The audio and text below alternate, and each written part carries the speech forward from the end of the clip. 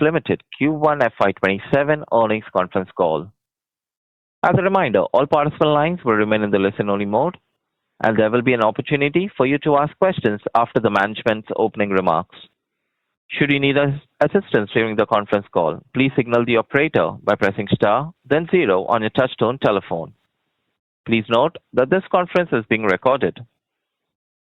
I will now hand the conference over to Mr. Cyril Paul from Ernst & Young. Thank you, and over to you. Thank you, Ryan. Good morning, and a very warm welcome to the Q1 FY27 earnings call of Medi Healthcare Services Limited. The Q1 results, the press release, and the investor presentation have been published on the exchanges and on the company's website. Before we start, a disclaimer. Some of the statements made in today's earnings call may be forward-looking in nature. Such forward-looking statements are subject to risks and uncertainties which could cause actual results to differ from those anticipated. While these statements are based on management's current beliefs and assumptions, audiences are cautioned not to place undue reliance on them while making their investment decisions. On that note, I'd like to hand over the call to Satish Kirigu, CEO and whole-time director of Medi Healthcare Limited. Over to you, Satish. Thank you, Cyril. Good morning, everyone. Thank you so much for joining our Q1 FY27 earnings call this morning.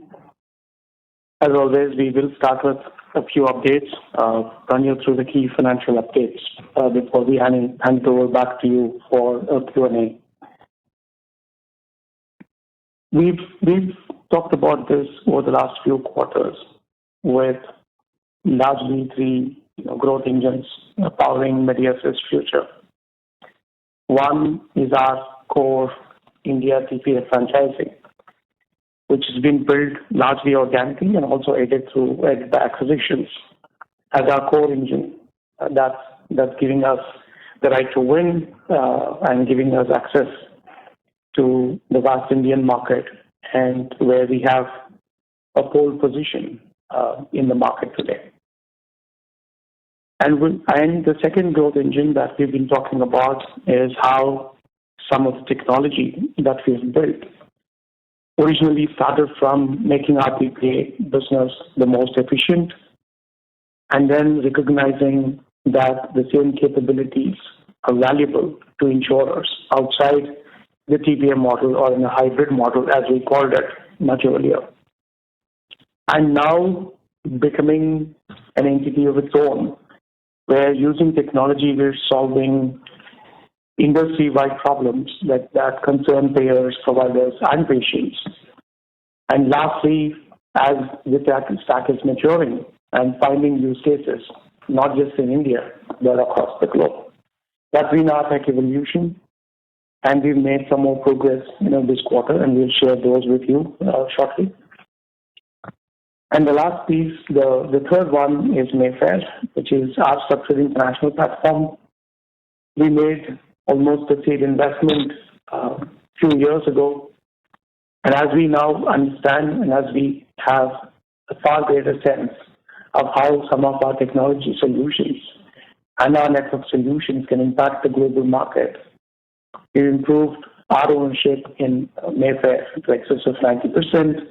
We're investing in building a strong leadership team and demonstrating that when you take all of what works in India and adapt it to global environments, and we can find value and growth.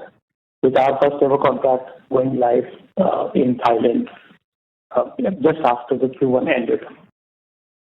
So we have all of this in place now, and we are funding both these new growth tracks, which is the tech and the international tracks, from our own operating cash flows, and expecting them to become very meaningful contributors, not just for growth, but also their EBITDA margins over a period of time. I'll spend a couple of minutes to give you the highlights of each one of these lines of business. The India TPA franchise is transforming at scale.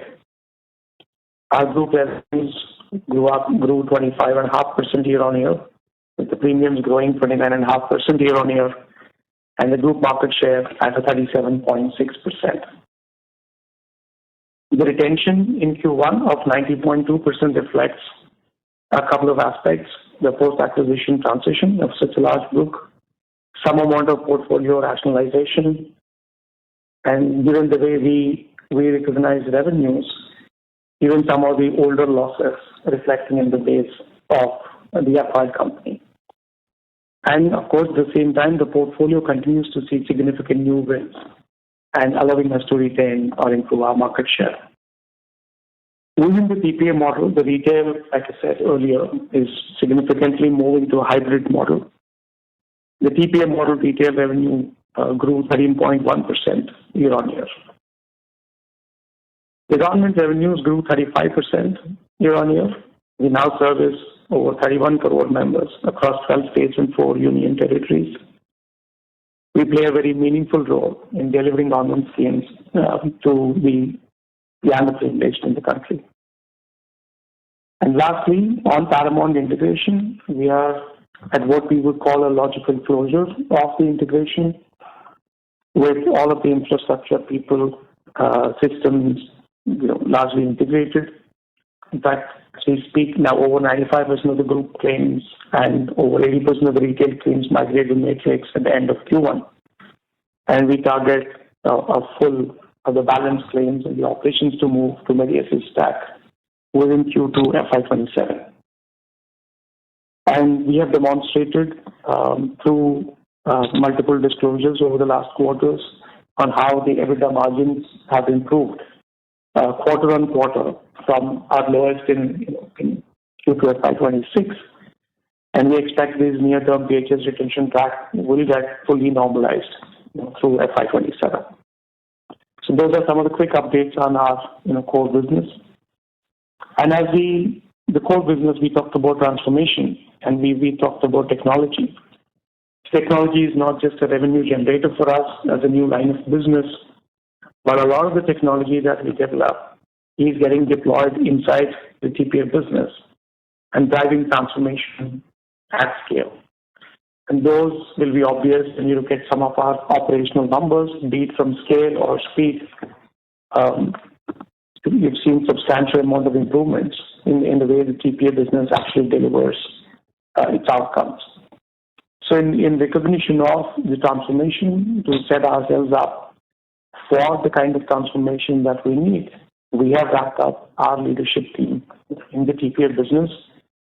We have Gaurav Bhatnagar, who joined us as the Chief TPA Officer heading up the TPA business. Gaurav comes with an exceptional amount of background in running strategy, private equity, optimization, revenue operations, and substantial background in data analytics and AI deployment in businesses, both for growth and also for transformation. So Gaurav joined us a week ago. He is our Chief TPA Officer and has also been designated as an SLP by the board in the last board meeting. So we are ready, and we have the leadership team and the technology in place to leverage the tech that we develop and transform the retail business at scale. As we move to the technology platform, as mentioned earlier, all of our technology is built in-house. Our investments are from our operating cash flows. We did spend some dollars on building our AI stack. In fact, we spent about 24.5 crores over the last 6 quarters in a board-approved AI roadmap. So the stack itself has evolved in very interesting ways. So we now have solutions for all 3 stakeholders, which are the membership side, for the patients, for the corporates, for the partners, and the payer side, which is our Matrix stack, allowing payers to manage their claims end-to-end exceptionally well. And for the providers, which is the Magnum stack that we have just launched. And within this AI stack, we also developed a couple of very interesting end-to-end solutions, one largely dealing in what we call as the intelligent document processing, which fundamentally eliminates the need for disjointed interpretation of various documents that are essential for a claim. These could be bills, these could be discharge summaries, these could be labs, these could be medical documents. This could be, past clinical history. IDP has evolved and is fast evolving to be able to summarize all of this and then make it ready, for someone to understand and process a claim. And Maven Guard, our fraud waste and abuse engine, continues to improve in its outcomes, delivered over 183 crores of fraud savings in Q1. Now, all of these stacks that we talk about are now available outside Medi, and they can be deployed independent of each other. And we have today 7 insurers contracted across combinations of Maven, Matrix, and the Magnum stacks, including all of our AI components. While we may not be able to share the specifics, we have first of our outcomes-based contract signed, which is our compensation tied to the outcomes that we deliver in fraud-based and abuse. And this brings us to the original point that we made about the platform supporting the retail business. The TPA model retail premiums were at 521 crores, while the platform administered retail premiums are touching over 4,254 crores and representing almost a 29+% market share. And with our ability to tease the components out of Matrix and deploy them in standalone components, insurers are adopting them at a fast clip within their own in-house servicing architecture and riding on top of our ability to deploy a plug-and-play capability. And this truly reflects our evolution from TPA administrator to a platform partner. And the platform has also matured beyond the traditional use cases. The platform today acts as the health benefits administrator for NPS Swasthya, which is a scheme that is created to allow NPS Swasthya subscribers access to emergency funds for health catastrophes, and also very seamlessly integrate to top-up covers that multiple insurers provide. And Swasthya needed a platform which combined, integrated with pension fund managers, the CRAs, and allowed the withdrawals, allowed access to network, cashless, and then automatic integration with insurance companies, and then stitching it all together in real time for the subscribers, all the while ensuring that the fraud waste and abuse are minimized. So it's a true reflection of the generic capabilities of the platforms we have built, and is an indication of the work that we can do in markets outside India.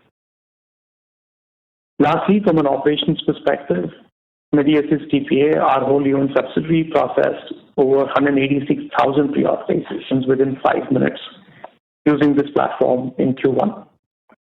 Our Raksha Prime service, the service is consistently rated 4.7 delivered zero-weight discharge for over 87,000 members across 6,000 hospitals in Q1. And our Matrix implementation at STAR crossed the 90% mark and well on its way to completing pretty soon. So this is a brief update of technology outcomes that we are able to deliver, and it also reflects in the revenue growth of over 55% year on year, and now reaching about 3.3% of the consolidated revenues. As we move on for a quick update on the international business, we've increased the ownership in Mayfair VK to 91.75% post Q1, converting the original seed investment into a majority-owned subsidiary and dedicated international vehicle for growth. Nikhil Chopra, our former Chief Business Officer of the Medi Group, has been appointed to lead and transform the international business, and he's going to be full-time on this business, and this is the material commitment to the international growth opportunity. Our first technology deployment contract went live in Thailand from 1st July 2026, and with multiple corporates onboarded to digital health benefits experience for the first time. We have a significant pipeline of these capabilities outside India, and within India, we've also been able to sign up with multiple retail insurers to provide a seamless cover for the travel premiums that are placed in India. The Q1 performance is temporarily impacted due to the ongoing softness of moderation in student, leisure, and marine volumes, all in the same quarter. But as some of these other projects kick in, we expect to see the growth coming back or improving.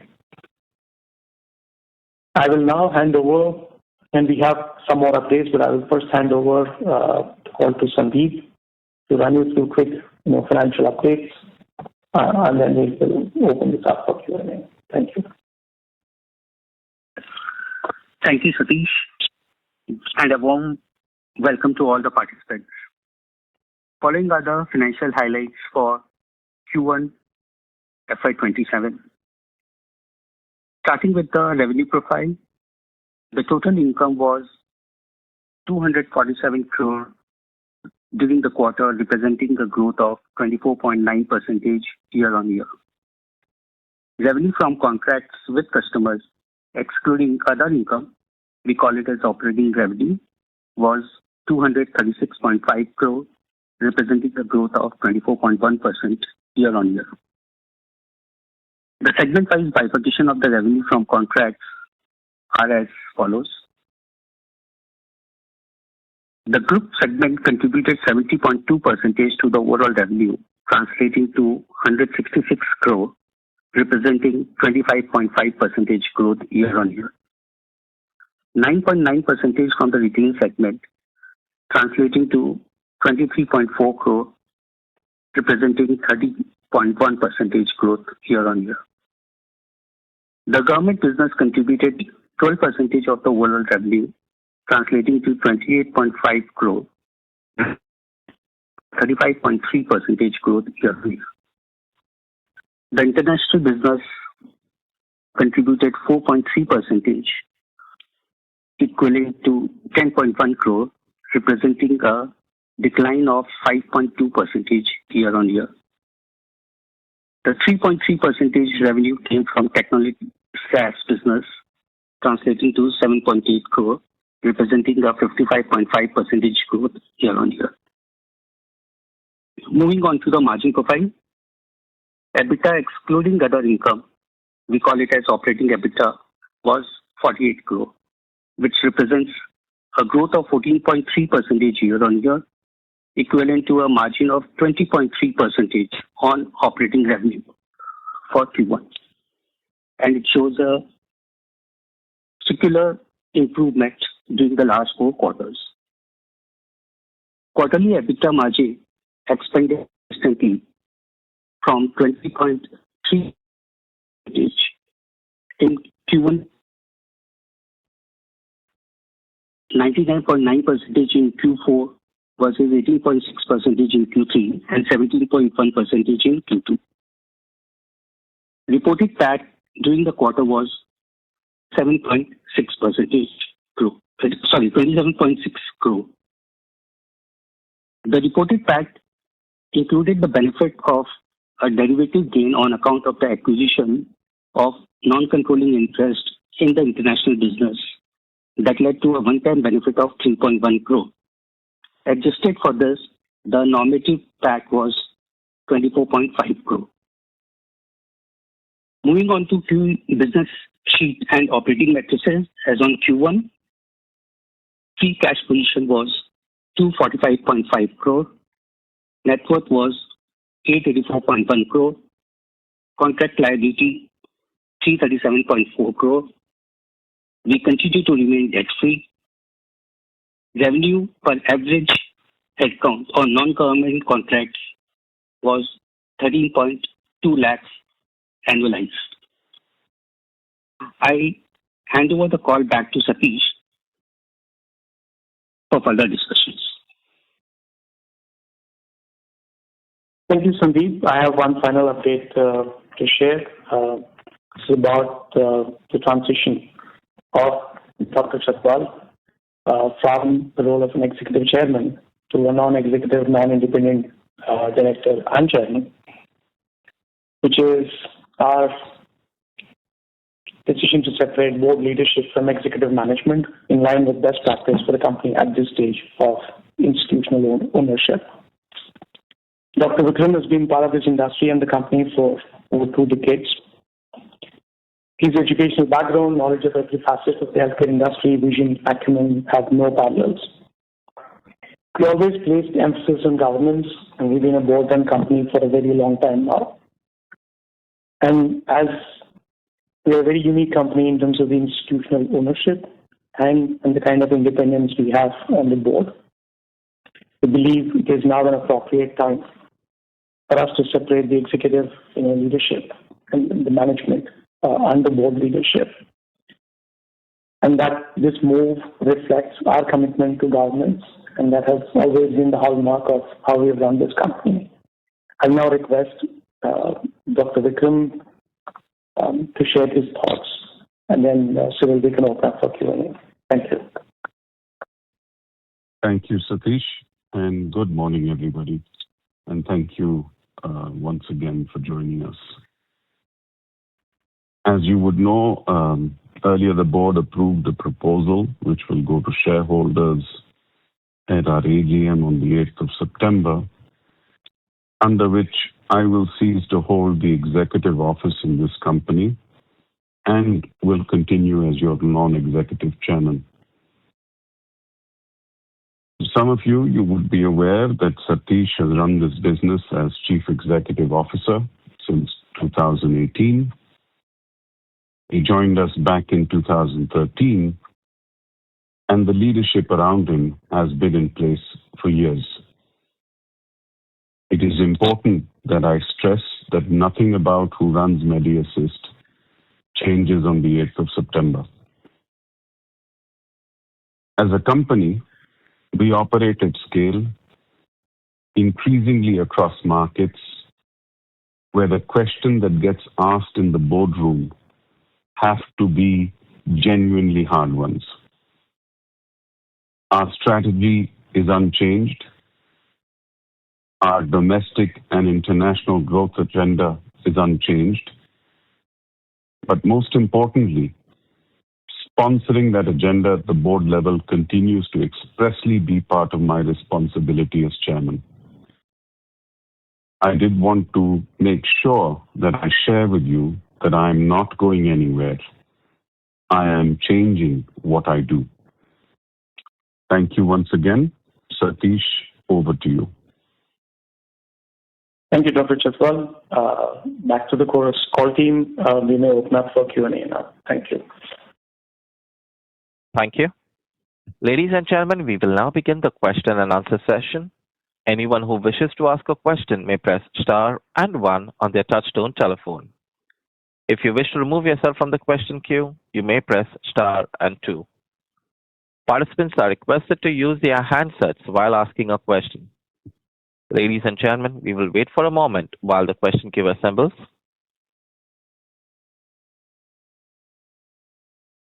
We take the first question from the line of Sukrit D. Patil from Eyesight Fintrade Private Limited. Please go ahead.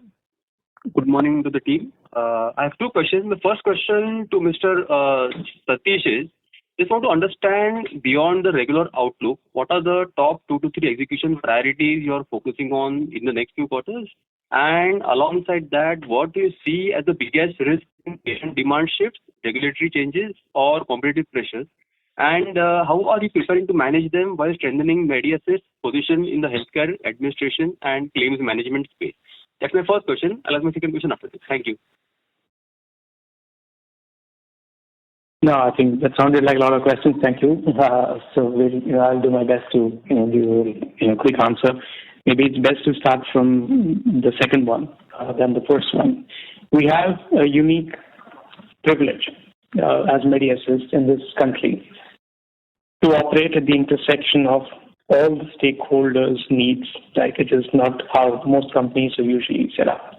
Today we operate at an unprecedented scale at the intersection of the need of solutions that are delivering to the needs of patients, the members, and then their employers and families, the providers, the caregivers who are actually delivering the service and also originating the cost of healthcare, and the payers who are actually financing the healthcare costs according to the plans and the benefits that people have signed up for. Today we have a very unique vantage point as Medi Assist to understand aspects at scale. And what has been fascinating for me, and given my dark tech background, and is how the AI-led technology build out is allowing us to solve these problems with a very fresh perspective and very seamlessly orchestrating agentic workflows across the three stakeholder types and solve problems that really matter to the world. Just as one example of how we've deployed technology is today the hospitals need 3 to 4 hours to generate a bill once the patient is ready for discharge. Our prediction models predict on the day of admission what the out-of-pocket would be for that individual and allow the individual to pay estimated out-of-pocket and walk out of the hospital, and leaving the entire cashless process to be a conversation between payer TPA and the provider, and then not actually leave the consumer out of the equation. And this goes straight into how the regulatory intent is around policyholder protection and policyholder experience. For example, the IRDA says the patient should be able to get out of the hospital from as quickly as possible from the time they're cleared medically, right? It's not about documentation, it's not about the process, it's not about claims and adjudication and technology, it's about the patient and the experience.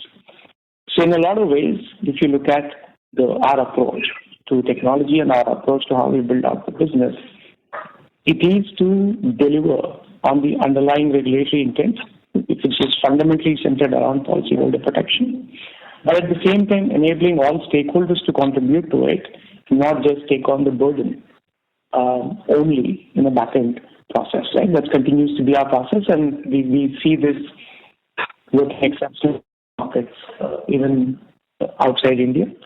So that sort of brings us to your first question on what our execution priorities are. I think we've been very clear and consistent. One is how do we transform our India TPA business to be leaner, more efficient, and deploy more technology and truly be a digital self-help company. We publish many of our metrics on our website, and I would request and encourage, if you have a moment, check out the insights section on our website, where we even present our turnaround times in real time today. The second priority is technology business. We are in a very exciting phase with a very substantial pipeline of insurers, brokers, corporates in India and outside India. And it is about converting this into a pure execution engine and also contributing to growth and margins of the company. The third is the international business. Again, we have a very interesting pipeline of capabilities beyond the traditional IPMI, which is international private medical insurance space that we played in, which is subject to the vagaries of people traveling, not traveling, employers sending employees abroad.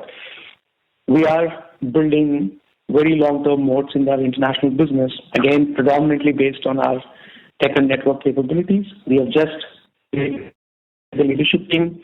We are doubling down on the work that we will do on the international business. So these three remain our execution priorities for the foreseeable future. Thank you. My second question to Mr. Daga is, from a financial point of view, just want to understand what key risks or challenges do you anticipate in the coming quarters, and what specific measures have been taken to manage margins, cash flow, and balance sheet strength, especially in areas like cost pressures, receivables, and compliances. Thank you. Thank you for your question.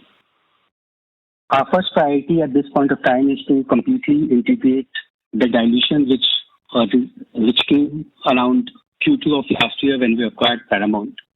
Consistently during the last 4 quarters, you have seen that we have gradually moved the Paramount part of the business into the full stack technology stack of Medi, which has given us 320 bps improvement during the last 4 quarters. A very insignificant part of that deployment is still pending, and we expect that to get completed in the next 1 quarter or so. From the balance sheet perspective, our key focus happens to be on reducing the receivables by increasing our collections faster than the previous historical trends. And you will see from the debtors perspective, we have consistently reduced our DSOs on a quarterly basis when you compare the same from the same trend line last year. Like for the quarter ending June, we had seen a 4.5% improvement in the DSOs versus similar trend of last year, and that too on a higher base of receivables. So at this point of time, the focus is only to sort of, bring in efficiency and productivity by deploying the technology stack into our operational framework and squeeze in every single opportunity which exists for us. Thank you. Thank you and best wishes. Thank you. We take the next question from the line of Prakash Kapadia from Kapadia Financial Services. Please go ahead. Yeah, thanks for the opportunity. Couple of questions. And, government business is the fastest growing segment in our pie, and it's around 12% of revenue. So how does working capital behave in this segment, and do we want to cap revenues from this segment as, cash flows could get impacted? Because, here I would assume the receivable cycle would be slightly longer. And second question is, what will it take to, get back to 23%? What we've seen in Q1 and, given that we are a debt-free company and a net cash company, is it fair to say FY27 will be a record profit for the company? Thank you, Prakash. Satish here. I'll attempt to answer some of your question. I think government, so we've been a significant player in the government business. We have a fair set of standards across within each line of business on the quality of revenue, right, as a bar. Right? We have, I think, just to give you that sense, so we have a fairly stringent quality of revenue bar in every line of business, including our group business where we have substantial market share. So the government business coming together, especially with the acquisitions over a period of time and giving us the opportunity to participate in 16 states. And we continuously evaluate the schemes for their contribution, the growth, and the margin characteristics. So government is margin accretive, and government is the collections are the safest because they come from the state governments and the national, the central government. And over the last few years, the schemes have significantly become performance driven in the sense that there are measurable KPIs, there are measurable asks, there are measurable performance and predictable payments. So this is a space that we continue to watch like any other line of business. So nothing unusual in the government business growth from a growth and contribution percentage perspective. At this point, it's purely a matter of the mix of the revenues, right, in this quarter. There's nothing very specific that we're doing or not doing in the government. Okay. So it doesn't, lead to a very elongated working capital cycle or cash flow strain is what I was trying to understand, Satish. No, it does not. And our DSOs that Sandeep just answered in the previous question are for the consolidated business, which includes the government business. Okay. And to come back to your question on the margin improvements, we were historically the IPO about 23% margin business. And last year, Q1, before Paramount integration, we reported a 22% margin. So our immediate order of the day is to finish the remaining activities in the Paramount integrations and get back to that towards FY27, towards the end of FY27. I think that's our immediate order of the day. And we don't currently break out the margin profiles by line of business, but at the same time, we won't provide an adjusted EBITDA margins that account for our investments. So some of these expenses are also by own cash flows and the performance. Right. And Satish, just a directional question, with technology and investments, when, do we see some of these translating to operating leverage or, getting to a stage where, costs grow lesser? Obviously, we are doing, a lot of investments, a lot of new things, and some of these are, I understand outcome-based products. So at what scale or percentage, do we see some of these levers coming in terms of higher margins or operating leverage? I'm not looking at a specific number, but I'm looking at the direction or, what will it take to get some of these technology investments monetized. Obviously, it's too early days for us, but, directionally, if you can throw some color, that'll be very helpful. Yeah, absolutely. I think technology plays a very pivotal role in how we have built this business. Clearly, it is the reason why we are able to today process as many claims and with as much volumes and actually scale this business to this level. So fundamentally, the scale of the business itself is fully supported by the technology and the investments that we have made. Right? And you've seen the historical EBITDA margins of the companies that we've acquired, the similar TPAs. We operated a far greater EBITDA margin. So that's the base case. Right? So directionally, I see the technology playing a role in all three lines of business. One, in the TPA business, where we bring in more and more technology and self-help.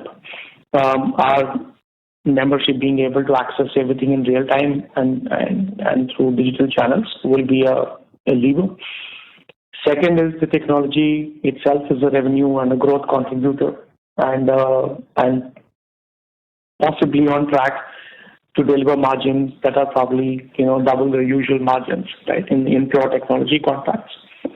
And third is, I think for the first time, we have a contract outside India using technologies that are developed in India and tested in India at this scale. And it's been very fulfilling, the experience of, and also the funnel is very promising. And it is allowing us to deploy all three stacks, which is the patient side, the payer side, and the provider side stacks in markets outside India. And those yields and the margins and especially their ability to pay for outcomes is far superior to compared to how this market operates. So I expect technology to play a central role in that as well. I think broadly these are the directional cues, right, for where technology will generate value. Understood. That's very clear. Thank you and all the best. Thank you. Thank you. Thank you. Participants, in the interest of time and fairness to others, we request you to restrict to 2 questions per participant. We take the next question from the line of Navid Virani from Bastion Research. Please go ahead. Hi, good morning, everyone, and thank you for the opportunity. So my first question is on the retail business, sir. So I just want to understand how are we now, looking at the retail business, because what I am able to see is that the traditional TPA business is kind of plateaued or something, but at the same time, the technology piece is, quite encouraging and growing really fast. So how should one, interpret the trajectory of the retail business going forward? That's my first question, sir. Thank you, Navid. It's not that the traditional model is necessarily going away. It's partly also to do with how we report. Today, the TPA model, in very simple words, means that the insurer has introduced their policyholder to Medi Assist and said, henceforth, Medi Assist will take care of all of your needs, right from onboarding to customer support to cashless to reimbursement claims and so on. It's the introduction, right? That's the third party. Outside the introduction, all of the work that the insurer does, whether using Medi Assist or on their own, remains absolutely the same, right? It's identical. So today we choose to break out how, we report our numbers. So today in our retail TPA numbers, we only report those where on the policy contract, our name is written and we've been formally introduced to the policyholder. It doesn't mean that we are not participating in retail. It is likely that, for example, as an insurer, they could have their own digital interface that they would like their customers to use, but we could still be running all of the back end and publishing through technology integrations updates in their digital interface. So the customer still deals with the insurer, but all the work is actually being done. Today, we don't necessarily present all of those numbers as the TPA model, right? So I think it is best going forward to look at the total retail market that we are able to access, be it in the traditional TPA model or as a platform model. And secondly, the technology revenues will be a sign of how much of that work are we able to influence using our technology, right? Are we able to, one, do the backend, two, deliver network and other services, three, deliver fraud, waste, and abuse as a set of core services, four, deliver some digital technologies where the members can actually access and so on, right? So I think this, as you look at retail plus technology revenues, should be a reasonable understanding of how our own retail market share is improving. Thank you. That's helpful. So second one is on the overall business growth. So now we are already a very substantial part of the group TPA business. The Paramount business has also been settled into the base completely now. Retail is technology is something which is encouragingly building well, but it will take time to scale is what I understand. So how should one think about overall business growth, or how are you guys thinking about business growth as a management team? Are you guys thinking about at least mid-teens kind of a growth or something like that? Is the last question that I want to ask. So on the core business, we've always said we'll grow at par or faster than the market in the group and retail segments, which I think will continue to hold to that directionally. Government is an opportunistic play in the sense that there are schemes that we are able to execute. There's things that we may or may not want to. But the government will continue to be a meaningful contributor from a size, scale, and revenue perspective. But more importantly, you will see, I think, much faster growth rates both in the technology business that we've already demonstrated since last year, because we first started publishing technology revenues as a part of our consolidated revenues in Q1 last year, even before Paramount came in, knowing fully well that the TPA business will substantially grow. Now, on the consolidated business, technology is a 3.3%. So that should give you a sense of how some of these investments and growth are panning out. The next is the international business. Q1 is not a reflection of what the international business is capable of. Today, we have technology contracts in place. In Thailand, for example, we have contracts with Indian traditional in-house retail insurers in place, giving us access to over 50% of the travel premiums that are placed in India. Today, as Mayfair, we can deliver cashless in 180 countries. Right? So we have some of those capabilities that are built out. And we are very excited about what the international business will bring to the growth, especially considering that the yields in the international business are often multiple times the yields in the Indian business.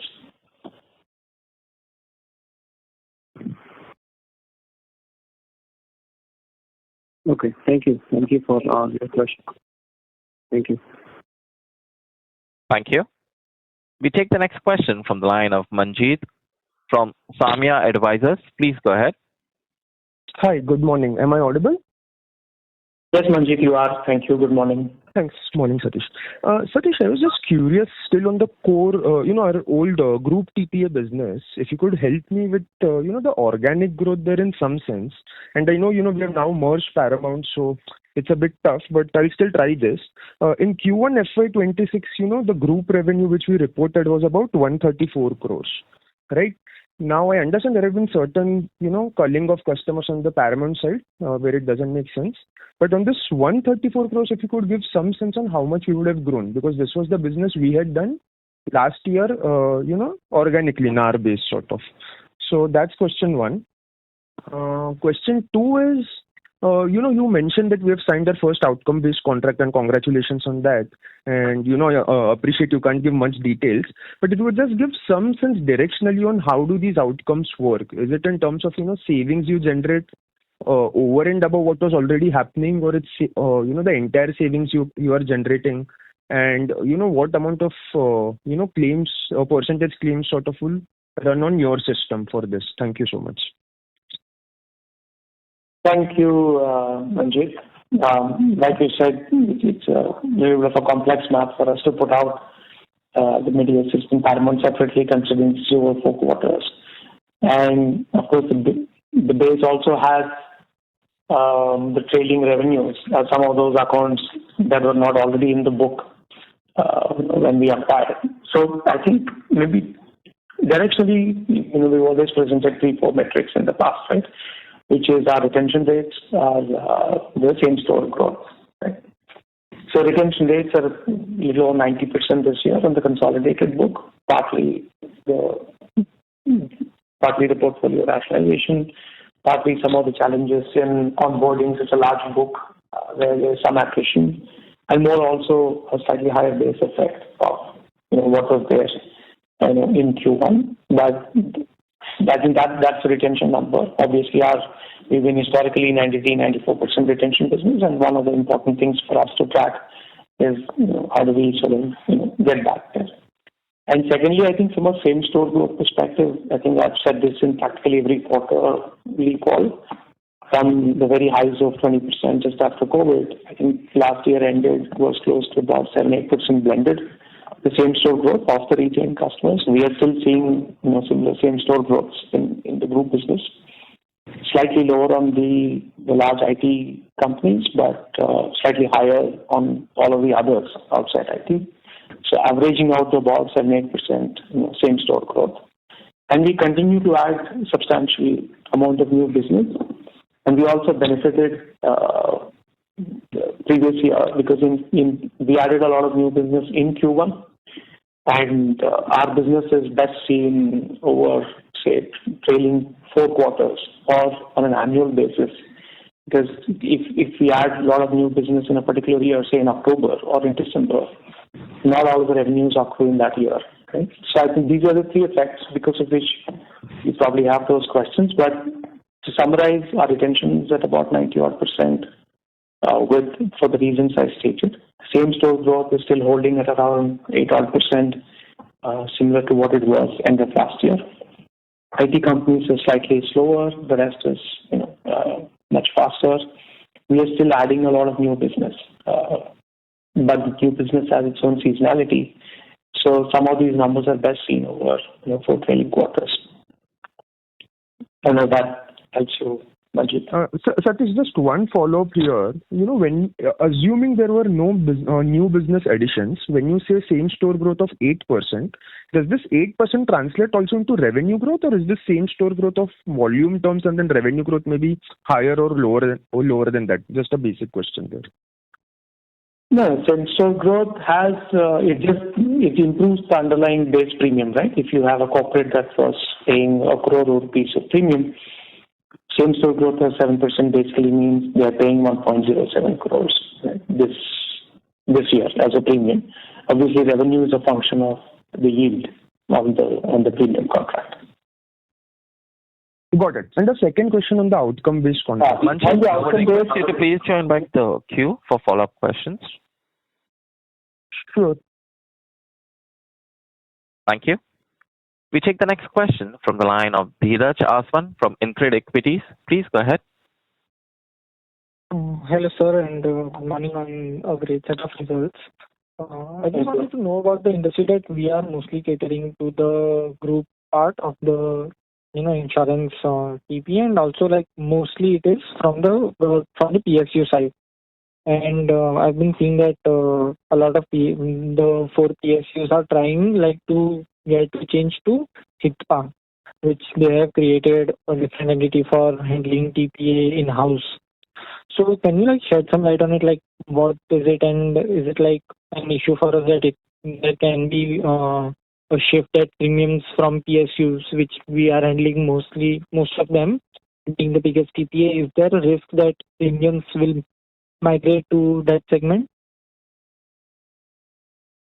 Yeah, thank you for your question, Dheeraj. I think we've been operating in the same market landscape for more than a decade now. While I don't want to comment specifically on any one TPA, every insurer today has some amount of work happening in-house and some amount of work happening with TPAs. The distribution changes by product or by line of business, whether it is group, retail, or government, right? So that's an industry dynamic of how we work. I think what we should probably look at is the good proxies are our group retention rates, and more importantly, the regulatory provision that allows a policyholder to request for a choice of their TPA from an insurer, as long as the insurer has a working relationship, with that TPA. I think we're fundamentally living in a world and living in a business where if we deliver what we have to deliver well and deliver better than everybody else, and we absolutely have the right to win. Right? And I don't think it's about any one specific arrangement that anybody has. And today, in fact, we spent much part of this call explaining how even insurance companies that have only in-house operations in retail are benefiting from some of the components and technologies that we've built. So we will always find a way to meaningfully contribute to this industry and to every insurer, and of course, may generate revenue sort of it. Okay. And I also need to understand that our PUM retention for the group segment is showing that 90% this quarter. Is that due to the Paramount thing, or? It's like we said, it's mostly in our mixed portfolio, because given that it's almost 4 quarters, and the way this business works, given most of the contracts are annual contracts, from the time we onboard a TPA, retention becomes our responsibility. So in the combined business, between a couple of challenges in onboarding such large book, plus the higher base that we had last year, plus some amount of rationalization of the portfolio itself, is why we are at a 90%. And what would be this number, if you can? It's a little hard for us to break that out today. Gotcha. Okay, sure. Just one last thing. Can you break down what is the bifurcation of depreciation of in our books? Because we haven't seen the annual report of 26, so if you can give. Yeah, so could we take this question offline with our team? Would that be okay? Because we have a few more people waiting. Yeah, thank you. Thanks. Thank you so much. Thank you. We take the next question from the line of Sandeep Kotari from East Lane Capital. Please go ahead. Hi, Satish. Just a quick question on this NPS Swasthya, which you have reported in your numbers. What is this? What is the potential? And what is our relationship? What is the kind of work we will do there? If you could throw some light, that would be very helpful. So that's a great question, Sandeep. Thank you. Good morning. And NPS Swasthya, we are aware of NPS, the pension scheme. There are millions of subscribers of NPS. Historically, NPS has been an annuity only kind of model. So today, NPS Swasthya allows the subscribers to allocate a portion of their corpus towards health expenses. And when they have a health expense need, or when they have an out-of-pocket expense, they're able to draw down in real time from their pension accounts that are set aside for this purpose and pay a portion of their healthcare expenses, and then automatically trigger other insurance policies that have a high deductible or a certain kind of deductible, and aggregate this whole funding across the NPS account, their cash, and the insurer payouts into paying for hospitalization expenses. Right. So the scheme was created to support subscribers from high out-of-pocket expenses, and secondly, using their accruals, rather than just one-off expenses, to pay for these out-of-pocket expenses. Our role in this scheme is NPS has a definition of health benefits administrator as a technology platform that connects the members, the record keeping agencies, the CRAs, and the pension funds, insurance companies, network, and payments all into one single platform. Eventually for the entire membership to benefit from a scheme like this. So that's the role that we play as a technology platform and a network aggregator. Does it answer your question, Sandeep? What's the potential for us? So we are the interface for the customer for this entire benefit delivery, if I could say that. So what's the potential long term for something like this for us? The potential long term is obviously for the platform, certain revenues, and where we work with the insurance companies through Medi TPA, the incremental revenues, right? And today it's in the initial stages, but we hope that the scheme will extend to a substantial part of the NPS membership. And it's been formally notified as a product and offering. Understood. If I may ask one more question, what is the pushback you get from the insurers when you are trying to sell your technology platform to them? What is the big pushback? Because logically it makes sense. So what takes it to get the sale process done? I wouldn't put this as a pushback, Sandeep. I think, finally every insurance company is different, every product is different, everybody has a different workflow, different ethos and claims management process. It's been very encouraging today. We probably have conversations, contracts, POCs running with half of the insurers today.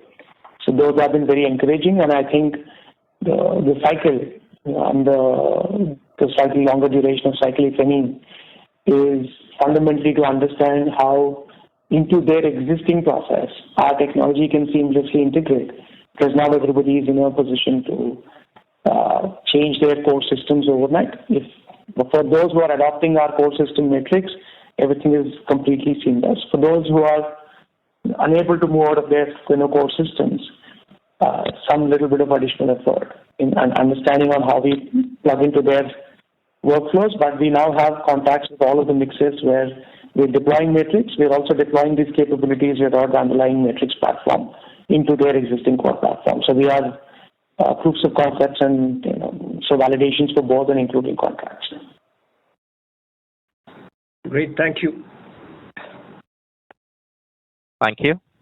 We take the next question from the line of Vikas Sharda from NT Asset Management. Please go ahead. Yeah, hi, good morning. One question on the data point which you report for the group segment, that the PUM growth for PSUs is 28.9% for you, which is 30% higher than the industry. So does it imply that the PSU group health business, basically for the industry, was down YY? Yeah, that is true. I think our share of wallet has improved. In fact, in both, in both the segments, both in PSU and private, our share of wallet has improved. Yes. And what would be the overall group health insurance industry growth, let's say, for this quarter? About 14%. 14% for the industry, but you think within the PSUs were down YY? Yeah, negative 1.5. And again, what industry reports is group premiums is not just employer-employee. It also includes other group products. We don't have a public breakdown of the employer-employee versus the others. But considering it's predominantly employer-employee, I think it's fair to look at it as we've improved our share of wallet.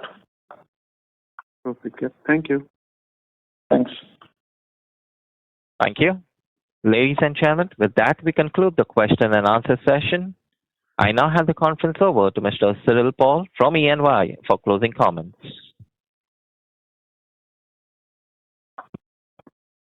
Thank you, everyone, for your active participation in the call. We are available offline to address any further queries you may have regarding the business and the financials. Please feel free to write to us at investor.relations@mediassist.in. That is investor.relations@mediassist.in to be added on our mailing list. We look forward to staying in touch with you and further interactions. Thank you. Thank you. Thank you, everyone, for coming. Thank you. Thank you. On behalf of Medi Assist Healthcare Services Limited, that concludes this conference call. Thank you for joining us, and you may now disconnect your lines.